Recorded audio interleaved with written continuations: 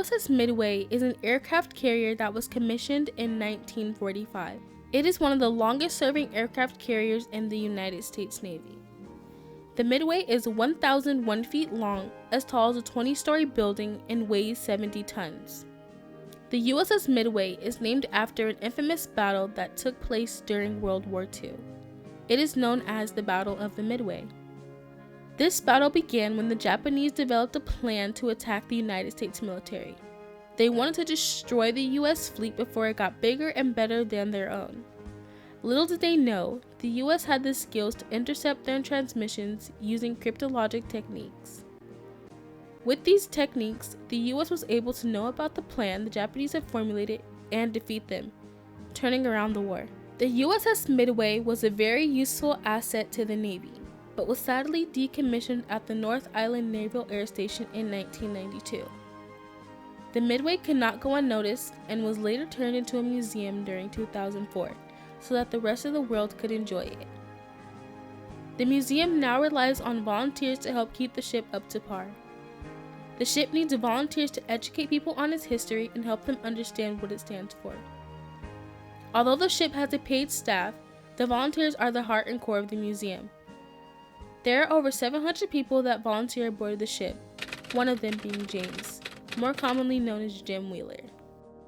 My name is Jim Wheeler, and I'm a volunteer in the education department, and specifically I work in the amateur radio room on the Midway, and we talk to people all over the world during a special event we have on the ship the second Saturday of the month.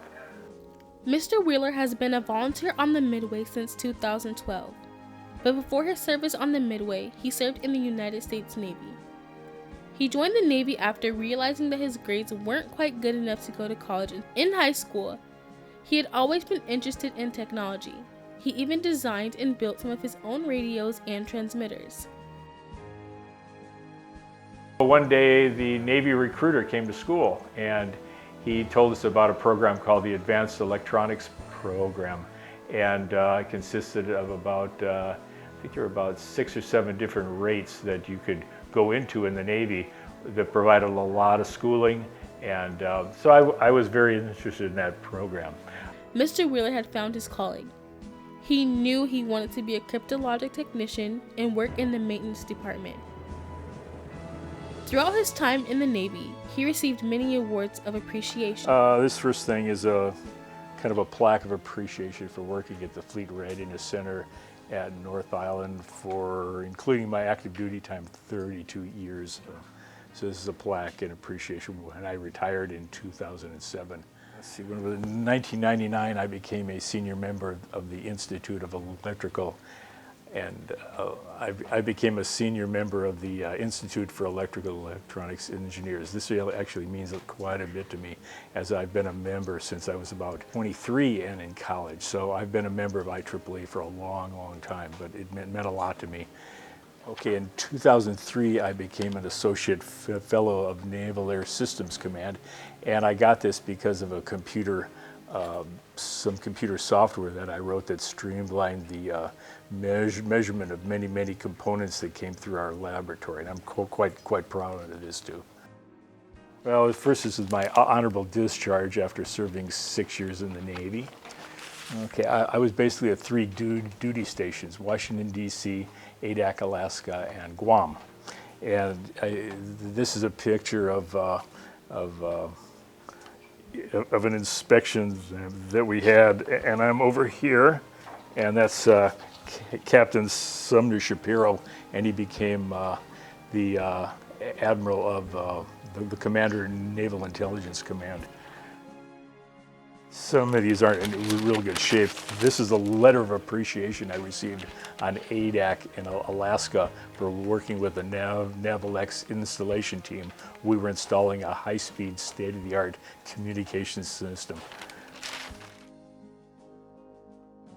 His experiences in the Navy inspired him to volunteer aboard the Midway, but his family and friends are really who inspire him to continue sharing his time. Throughout his course of volunteering, he has learned what service means. Service means volunteering your time and not getting paid for it. I think that's a tremendous thing. You're not looking for pay, you're looking for something that benefits who's inside of you. And I think that's a very important thing. He is able to be a role model and inspire others the way that his parents inspired him. My mother and father, my mother for many years worked Meals on Wheels to provide meals for people that couldn't get out, like shut-ins. And she taught Sunday school for many years in our home church. And my father, he was a reader, and that was somebody that went to the hospitals and read to people. This is before television, and they could listen to the radio, but he would go in and read newspaper articles, read books to the patients.